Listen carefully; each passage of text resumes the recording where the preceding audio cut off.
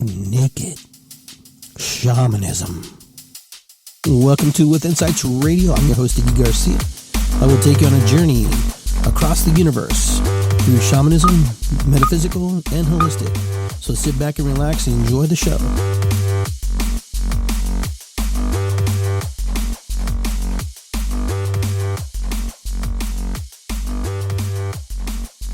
Just about to get started here. The radio feed's going on. I want to welcome everybody to Iggy Garcia Live. Of course, I'm Iggy Garcia, and I am alive.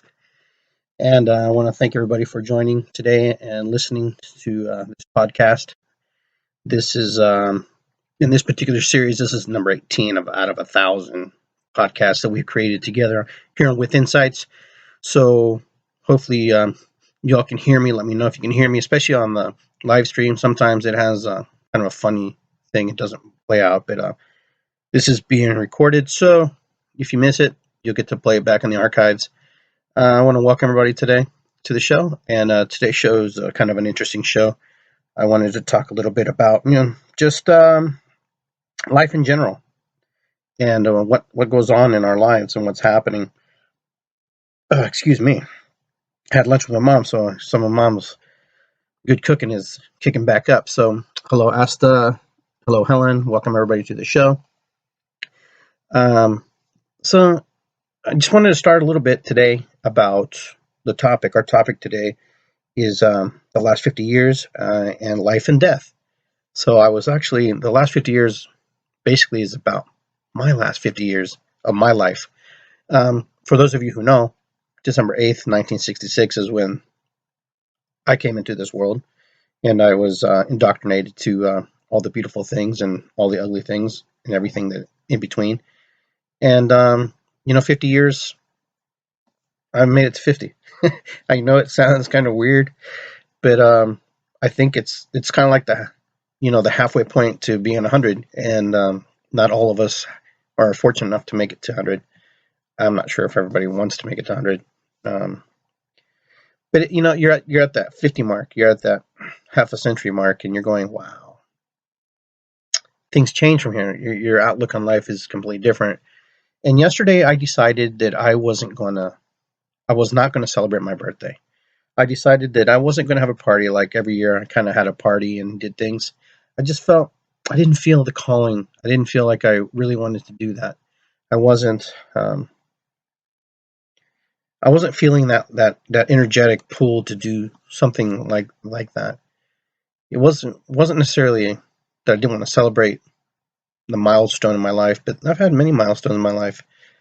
But I think 50 is just that number. Everybody kind of like, a lot of people get, taken back and all a little bit. You've gone through your childhood, you've gone through your teens, you've gone through your young adult life in your 20s, your 30s and your 40s and your 50s. And along the way, you're supposed to gather knowledge and you're supposed to gather wisdom and be able to apply that to our lives and say, hey, you know what? I'm a little bit further ahead than I am. So yesterday I decided just to stay home and just hang out and chill with me. I didn't want birthday presents. I didn't want cake. I didn't want anything. I didn't want to celebrate it. I just wanted to reflect on it. I wanted to go back and say, wow, this is pretty cool. And, people ask me, hey, can we have a party for you, blah, blah, blah. And I didn't want that. I just didn't want that. And, that was my gift to me, to be able to honor myself, to say no, number one, and to say yes if I wanted to.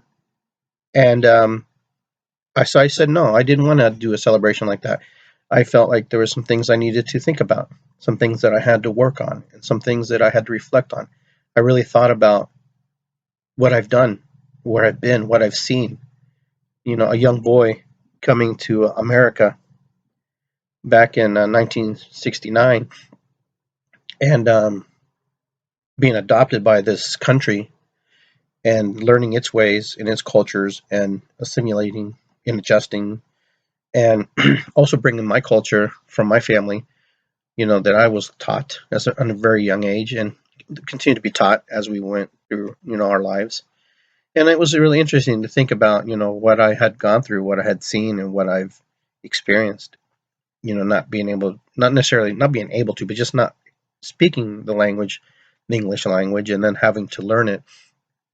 And then I remember for years I would just work on not having an accent. I didn't want to have an accent. I didn't want to sound too different than my peers. I wanted to sound, so I worked. I would practice. I remember being a little kid, being there going, kind of like they do in the movies. They practice the British accents or the Welsh accents and the Australian accents to do something like that. Well, I would practice to speak better English. I wanted to enunciate. I wanted to speak. I wanted to talk because I just felt it was important. At that age, I even thought that was important. It sounds kind of funny, but for me, it was important. It was important to be able to fit in at some level, some degree, because I just knew I was somewhere else, and I did. I was young and I didn't know like I know now, but I knew back then that it was important for me to comprehend that. And then my father, and my mother didn't speak English, so I had to learn English fast, and we all kind of learned together. And they still have their very thick accents, and they still sound, like they're from a foreign country.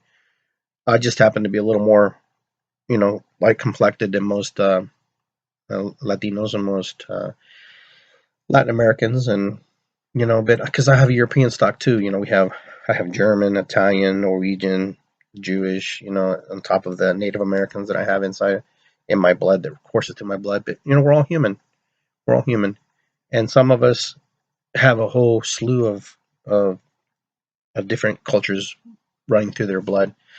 But in the end, we're all from the same place. But my 50-year mark for me was it's kind of like a new beginning for me. That's why I marked this, life and death. The transition of death and life.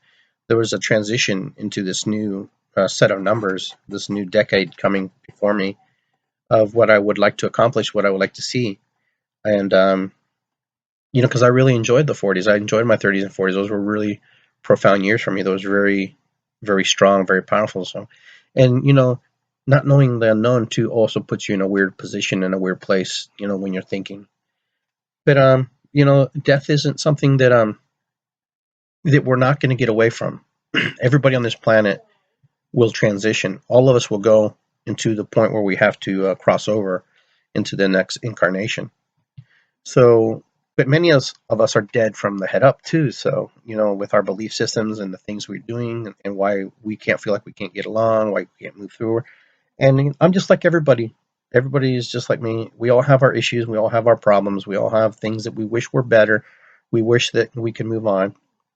But in the process of, experiencing death and knowing that death is our destiny, that's what we're going to, that's our final destination on this particular existence. There's a lot that goes on after that, depending on your belief systems. And so hi to Nina too as well. What happens in this existence is really up to us how we want to experience it. Yeah, we all have a predetermined destination, a destiny. And for me, that was kind of hard to accept sometimes.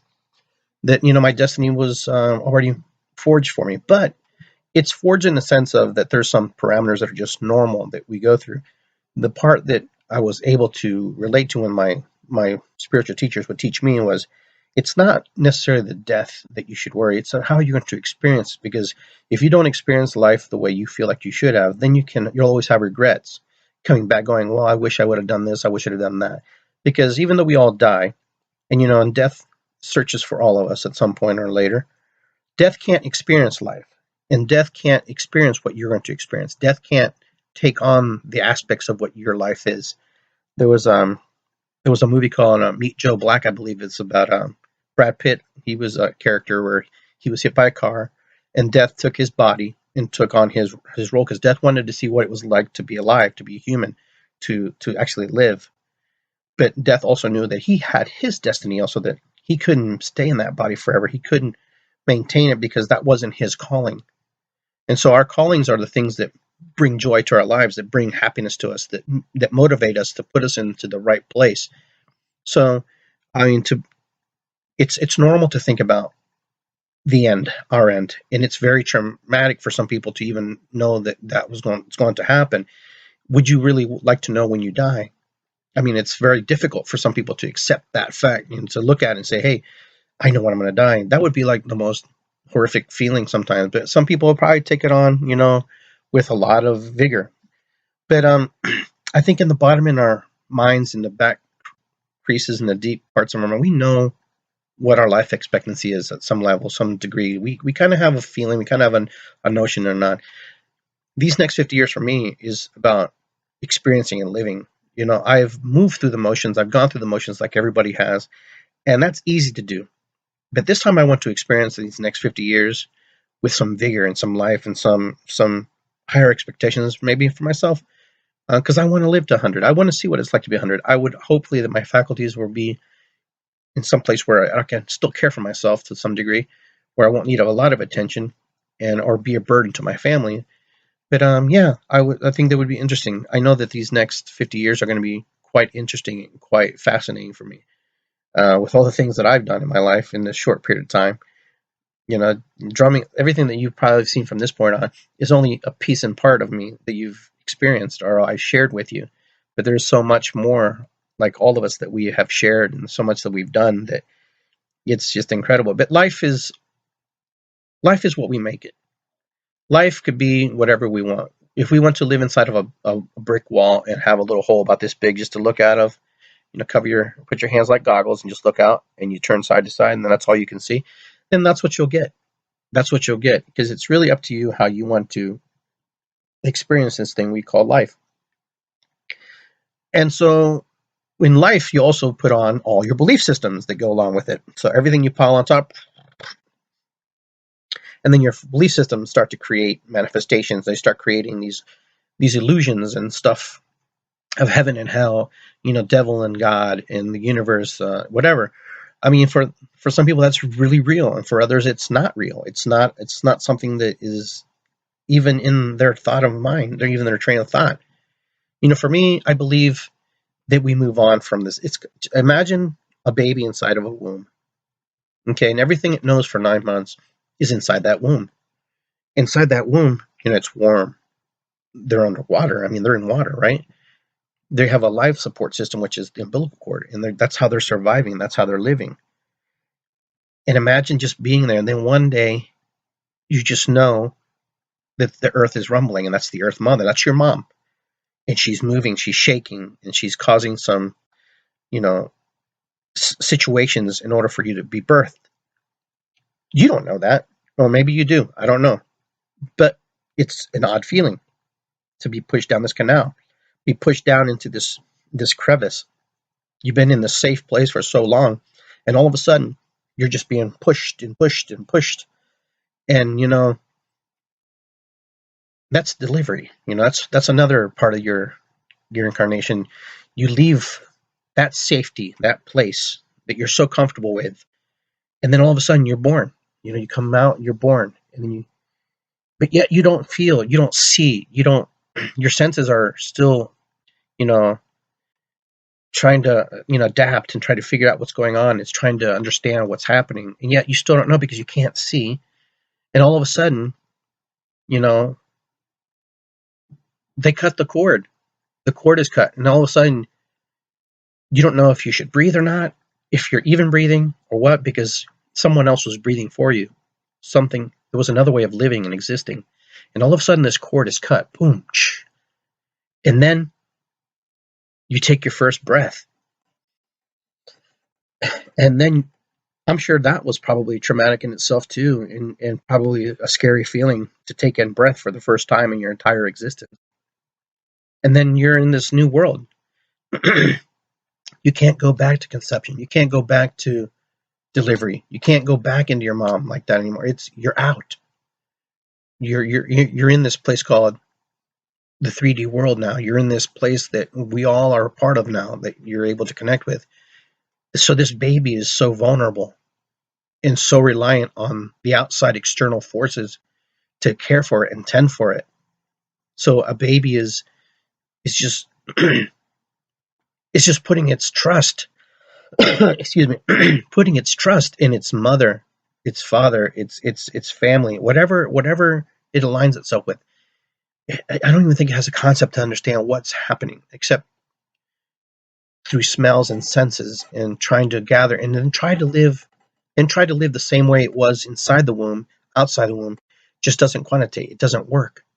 You can't. Now the way you feed is different. The way you receive is different. The way you touch is different. Everything is completely different. So now you're being touched and held and caressed. You're being breastfed or bottle fed, whatever that is. You're having people poke you with needles and stuff. You're having all this experience. You're having all this amazing experience. Yet half of it you can't even see it because your baby, the eyes aren't developed quite yet. You can't see very well. But you know that something's happening to you. You know that something's going on. And little by little, you just fall back to sleep. And then eventually you just wake back up. And then you realize that you're not where you were before. That you don't know how to express it to this outside forces, these outside world, this whole gamut of things that are happening to you. Our life is like that. Our life is like that. There's a whole bunch of stuff that goes on that influences us, that controls us, that we have no control over in some sense. It's kind of like that baby being born. It doesn't realize that it had been birthed.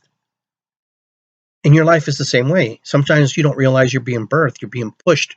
When you're in the hardest and the deepest parts of your life where they're so dark and you're so frustrated and angry, you don't realize you're being molded. You're being primed for something. In the same way, when you're happy and you're excited, you're also being primed. You're also being molded as well. You're being put into a place where you're accepted, you're wanted. So imagine yourself as a baby. Every day you're going through these different things. We're preparing, just like the baby was preparing inside the womb of the mother, preparing itself to come into this world. As we are preparing as well, as we are preparing to meet death, we're preparing through life situations, through different events in our lives that form us, prepare us into going to the next incarnation, whatever that is. What does it look like? Some have died. I've died. Some of us have gone, and some of us have seen things, experienced things. I can only speak for myself, seeing the beautiful lights, feeling an energy that you can't even explain, and then coming back. Of course, I was very young when that happened, but I don't even remember when I was struck by lightning, how that felt, and the energy that coursed my body, and how limp I became, and how incapacitated I was, even though I was laughing at the same time. It's hard to explain.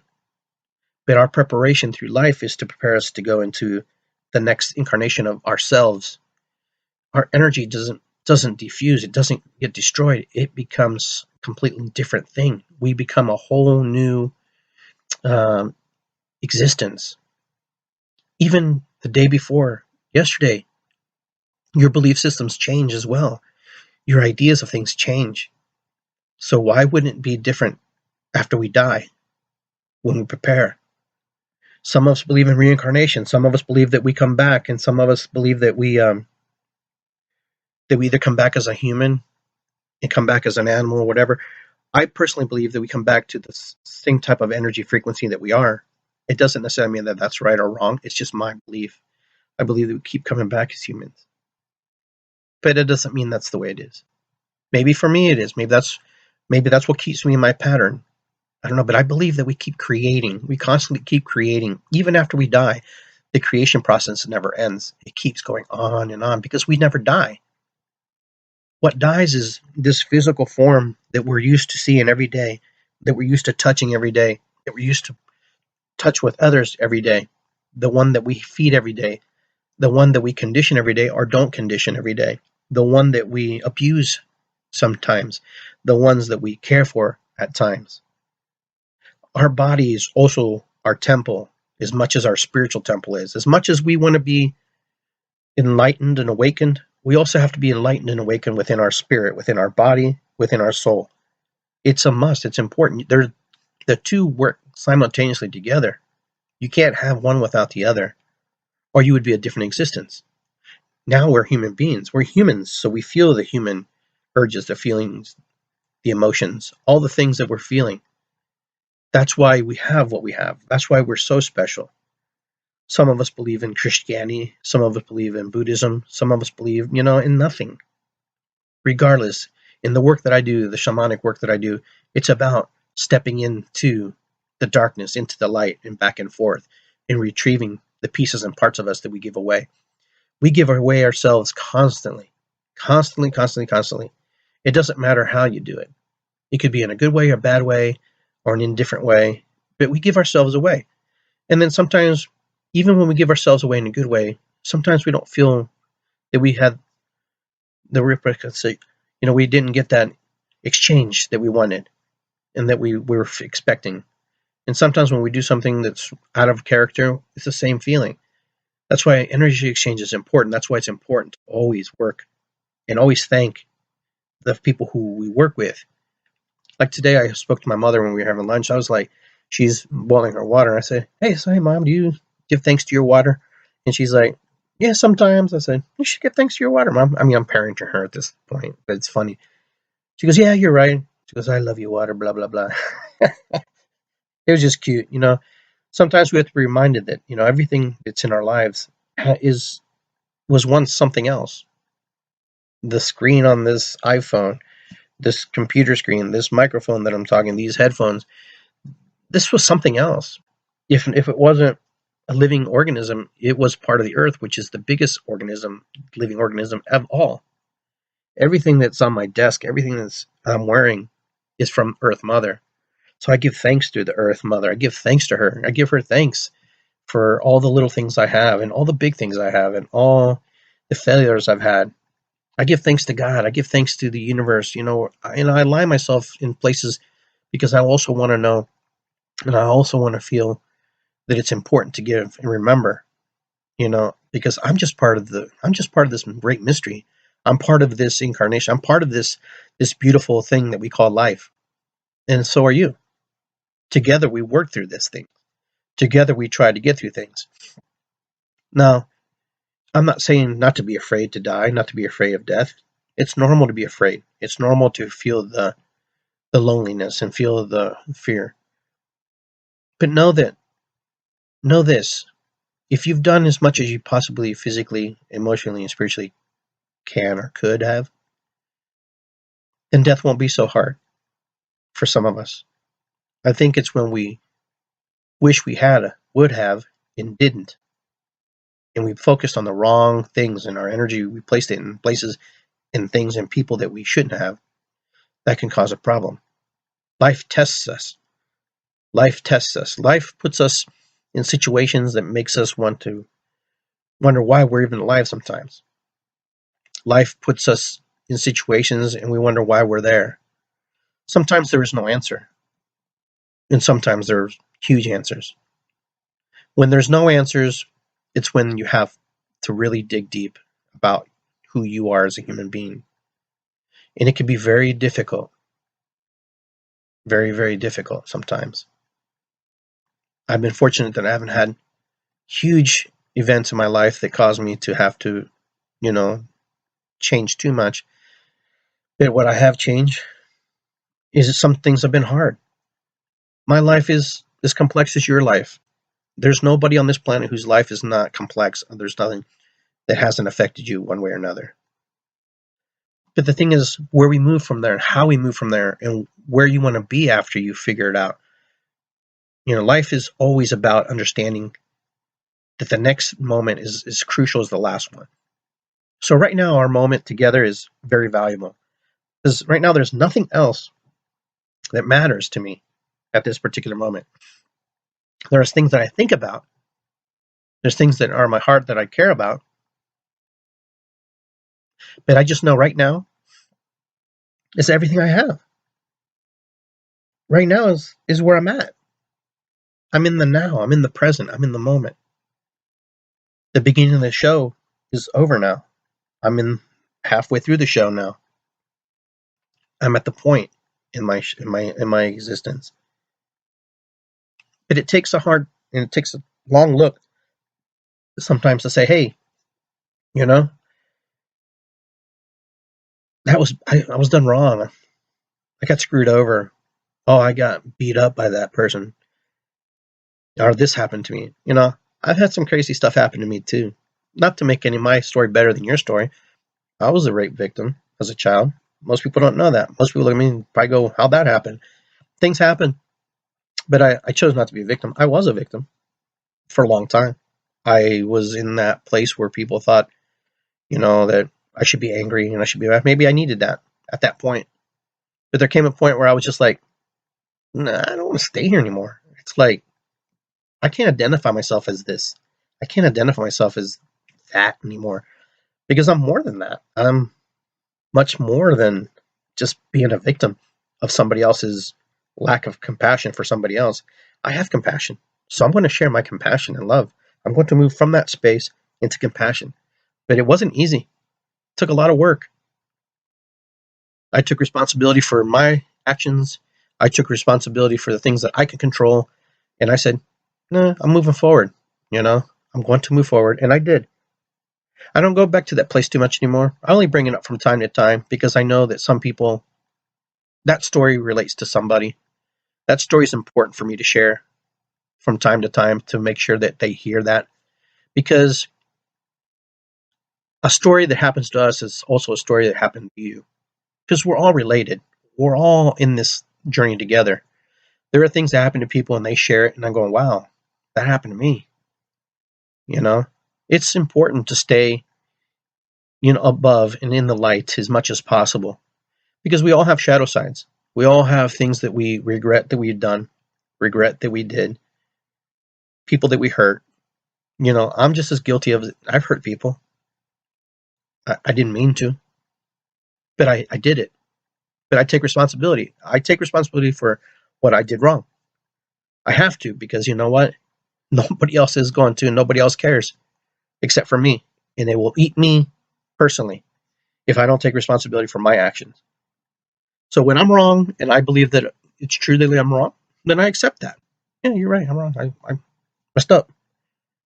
And you'd be surprised how fast and how quickly the situation ends and how much faster the healing goes. But it doesn't come easy for everybody.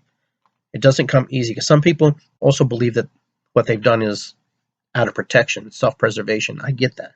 That's a whole other topic. We're talking about the life, we're talking about the death, and these are the parts of us. Those parts of me have died now. They've moved on. Now I'm into a new evolution of myself, a new version of who I am and who I want to be, or what I would like it to be. So how do you do that? Well, first of all, you have to acknowledge who you are today. I am Ignacio Garcia, also known as Iggy or Nacho Garcia, depending where and how we've met. I am a human being on this planet. I'm open to the unlimited possibilities. I'm open to the positive things in my life to flourish, to come this way. I understand that there are going to be negative things in my life. I understand that there's going to be shadow aspects of me that I need to work on. I understand that also that my light shines bright, that my light shines in a way that is unique to myself. Everybody who's here is unique. You're unique. I'm unique. Everybody's a light. You're my light. Every single one of you who's here are an inspiration, a light to me. Because number one, you took time to listen, time to hear. Because at that moment, it just happened to be where you need to be. You're here because the universe and spirits guide us all to be in certain places at certain times. There are no coincidences. It just seems that way sometimes. Oh, wow, here you are. Oh, my God, we all can share stories like that, where things have just appeared out of nowhere, or we got saved at the last second. We all have sacred contracts together. We all work together. If you ever wonder why the same group of people are in your lives, well, all of you, at some point in delivery or before delivery, came together and say, hey, we're all going to have some part in our lives. It's not as easy as the way we talk. It was in the communication we have no concept of how we communicated. It was just an understanding, a feeling, and how that works. So Don, Susie, everybody who's on this feed right now or has been on this feed, you were supposed to be here today. This was a convergence. This was a moment in time that you chose to be here. You don't know why you chose to be here. You don't know why at that moment you flipped your screen. You don't know why, Juanita, why you or just happened to cruise by. You saw my little face pop up on the screen on your phone saying Iggy is live. But that's why we're here. We're here to share. We're here to share stories. If every indigenous culture has always done that. They've always shared stories. We've always shared stories. That's how we communicate. That's how we live. That's the bloodline of our lives. We make movies every day about fantasy worlds, about places that we would love to see or witness or experience. Why do we do that? Because we've lost the capacity to share that. We don't do that anymore. I mean, if you think about Christmas, for those of you who are Christian, think about all the songs we sing together. Think about all the beautiful, jingle bells, Batman smells, all the little things. All those little things that we do, those are traditions. Those are stories that we share. Those are things that we push through our lives and we share.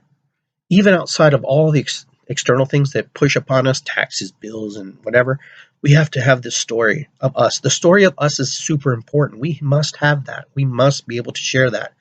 We must share it in a way that's positive, loving, and accepting. But we also share the negative side because the negative side is also part of that story. We cannot remove the two from each other. It's super important that they're both together. So when we share stories, indigenous people share stories, they tell the stories because, number one, they didn't have TV. They didn't have cell phones like we have. They didn't have things. The stories were oral traditions. They were passed down. Oral traditions of crafting, oral traditions of creating, building. We've gone away from that.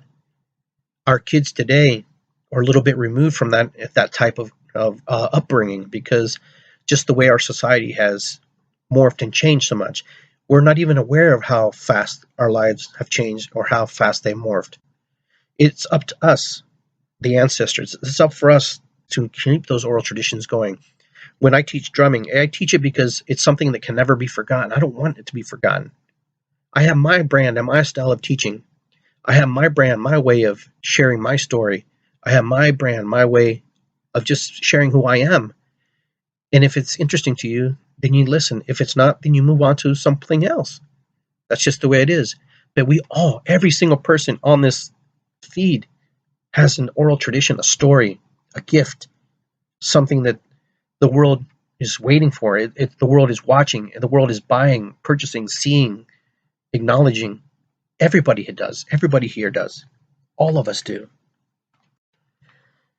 So we can never forget that. That's part of our life. Man creates. Woman creates because they need to create. That's life. That's the journey of life. The legacies sometimes of building huge monuments isn't always remembered compared to the legacies of someone for the actions they did or the things they said to certain people. Just opening the door for an elderly person,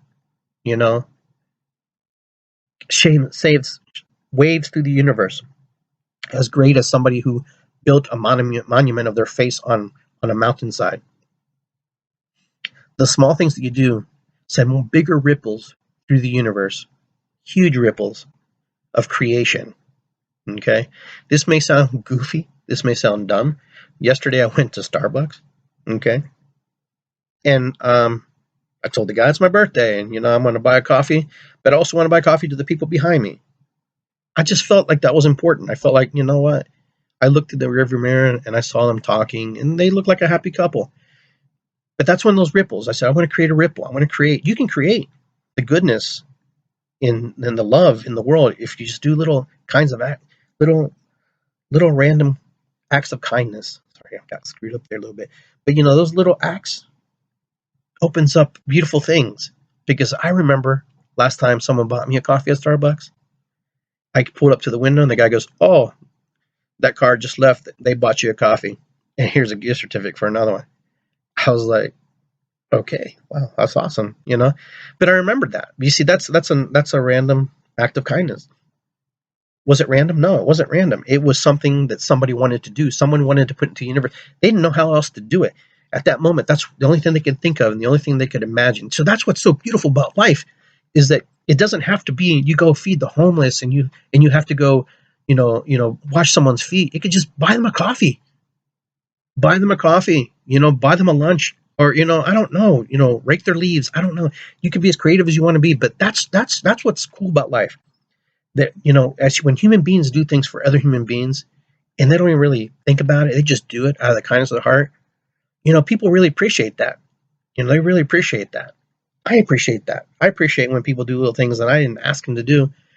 And, does it obligate me to do something? Not necessarily, but, I go out of my way to maybe not necessarily didn't do anything for that person, but I went off and did it for somebody else.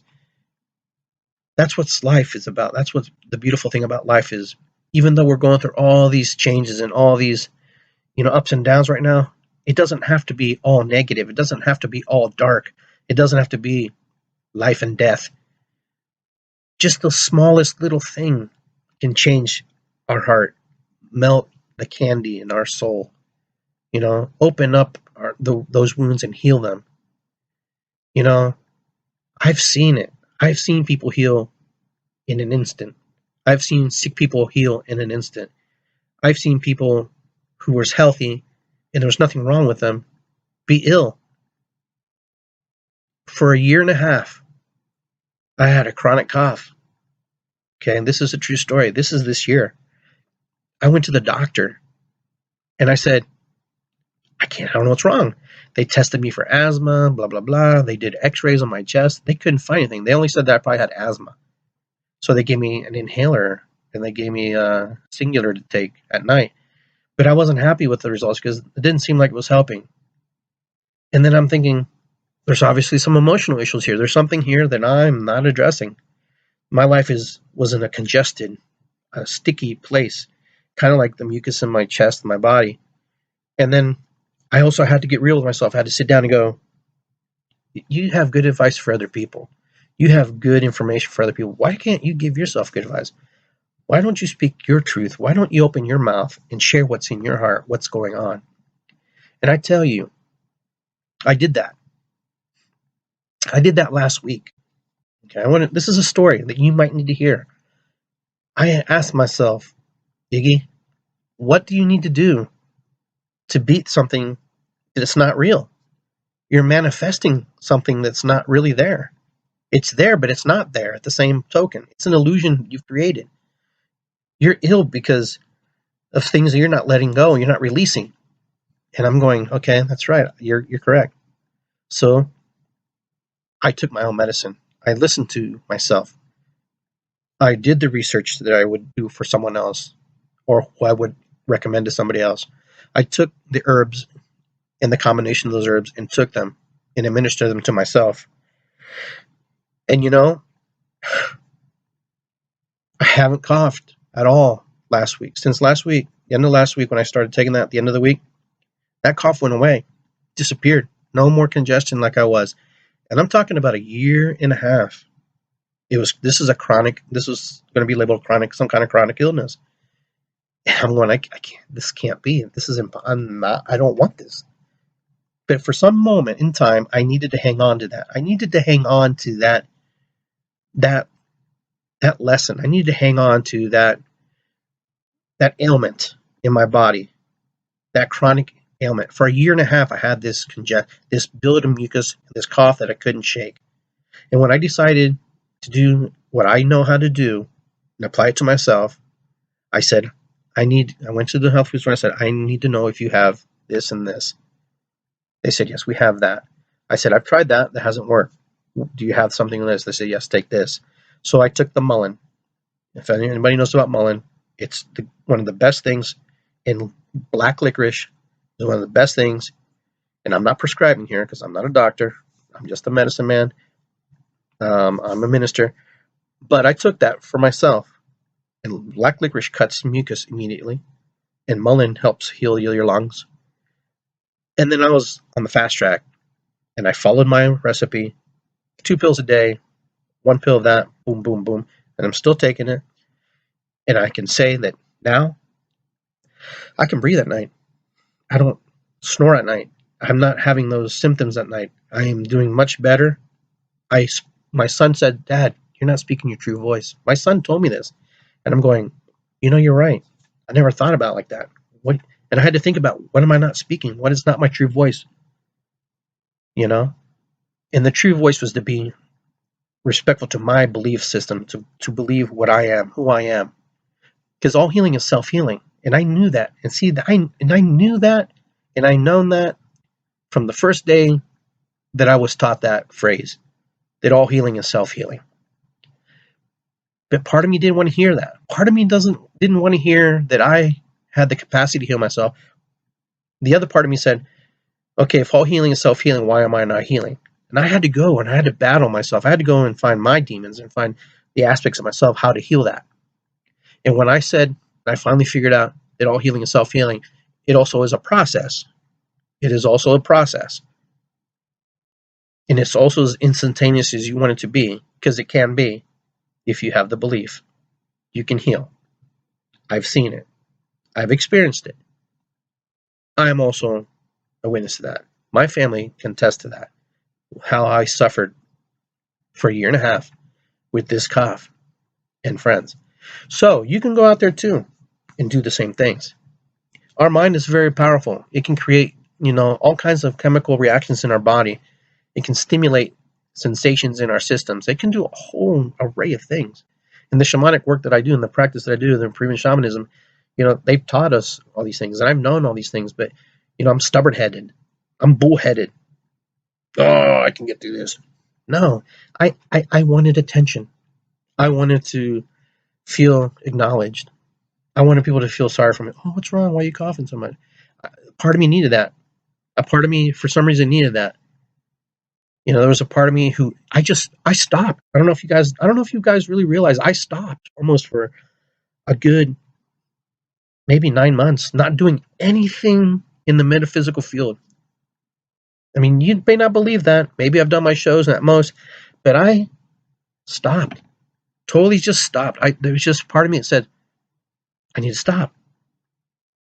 Because I had to recalibrate myself, I had to realign myself, I had to bring myself back to a center point of myself. I didn't heal by myself. I had help. People helped coach me. People gave me advice. People gave me suggestions. But I was the one who initiated that. I initiated the first steps to healing. So that's why my healing is my own. And I'm grateful for everybody who helped me, stuck by me, believed in me. That's why I'm better today. And yes, like I said earlier today, I didn't celebrate my 50th birthday yesterday. I didn't want to. That was my choice. Because everybody wanted to celebrate. Everybody wanted to do all these. I didn't want that. I made the cognitive decision that that's not what I want. This is what I want, and this is how I want to be. This is how I want to say goodbye to 40s and go into the next decade of my life. In those next, 50 years, if I'm lucky enough, if I'm granted that by the universe, to speak my voice, to say what I felt.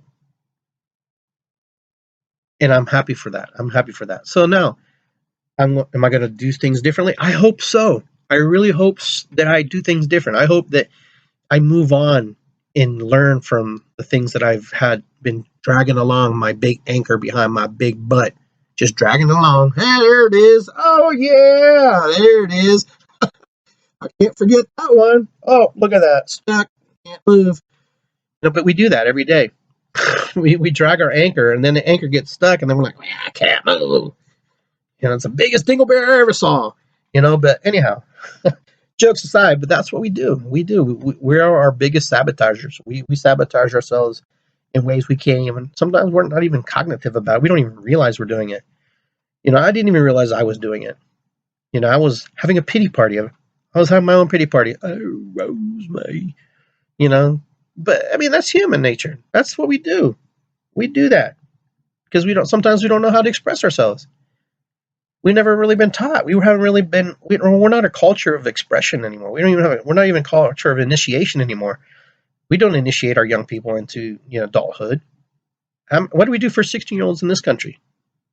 When they turn 16, the men. What do the men have? What initiation in America do we really have? Driver's license? I mean, I guess that's an initiation. 21, you drink your first beer. 15, your quinceañera in Latin American countries, or sweet 16. I mean, women at least have some kind of, things. Women come into womanhood much earlier than men do. Some come in before they're even teenagers. Some of them later, in life.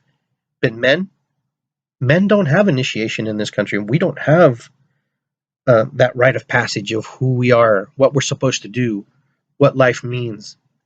I mean, we're kind of thrown out there. We're kind of just thrown out there and say, hey, good luck. Here's your checkbook. Make sure it's balanced. I mean, that's kind of scary. That's scary for young people and young women today. I mean, I watch the news and I'm mortified and I'm horrified sometimes in the things I see, but I'm going, but it's also a lesson for us to learn, something to say, okay, and there's some issues here. There's some problems. We need to figure it out. Because the sense of family is also not there. The bonds, the unities that I'm used to see, I'm personally used to seeing. I can't speak for everybody else, that I'm comfortable and used to seeing. And then even in my family situation, it's not there also all the time. But initiation is huge. We don't have that. There are a lot of cultures that do. It means something to become a man. It means something to become a woman. It means something about a responsibility. It means something about understanding life and the things that we're going to share on to the next group of people. It's important for us to share. So the last 50 years for me was interesting. A lot of growth, a lot of growing. I learned a lot. And I could write a book about it. The next 50 years is going to be amazing because I'll see it through different eyes. I'll see it with a new set of eyes that have been developing over 50 years to get me to this point, this magical point today. 50 is a number, and I get that. And it's only a number because we associate numbers in our society with that. How many moons would I be old today? I'd have to figure that out. But anyhow, I just wanted to share that with you guys today. I wanted to share a little piece of me, a little aspect of me, because sometimes you have to hear my story to kind of understand your story as much as I have to hear your story to understand my story. Because our stories aren't that different. The stories we share with one another are not that different. I happen to be a shaman practitioner, a minister, medicine man, owns properties, owns businesses, but that's just things. Those are just labels. The story of me is the story of you. One heart, one beat, one life, all my relations. Because we're all from the mother. We're all from the earth. We're all a creation of the universe. Imagine the miracle we are, each and every one of us, born and unborn. Imagine the miracles that were never born. And there's more of them than us. There are more miracles that were not born into this existence than all of us will ever know. But they're rooting for us. They have our back. They hold space for us. Our ancestors are with us every day. Every day. Believe it or not, there's energies and there's all kinds of beautiful things that are happening. So I want to thank everybody for tuning in today. I want to thank you for being here with me on Iggy Garcia Live episode 18. You guys rock. Thanks for being with me. Love you very much. Have a great Friday. Enjoy the rest of your weekend and keep in touch. And if you want to get a hold of me, all you have to do is look at iggygarcia.com. That's my webpage. You can find information about me. Or just hit me up on Facebook. Okay? Don't be afraid to ask me questions. I tend to stay busy, but doesn't mean I haven't forgotten about you. So thanks for everybody who's tuned in today. Just reach out. Keep bugging me because that's kind of have to do with Iggy. Iggy's kind of one of those guys. You just kind of keep poking him with a stick, and then eventually he'll come out of his cave. That's guys. I'm a panda bear. All right, guys. Love you very much. Kisses, hugs, a deep bow to you. Be well. Take care. As I sit here and burn my sage, I think about the ancestors who stood together 500 years ago today.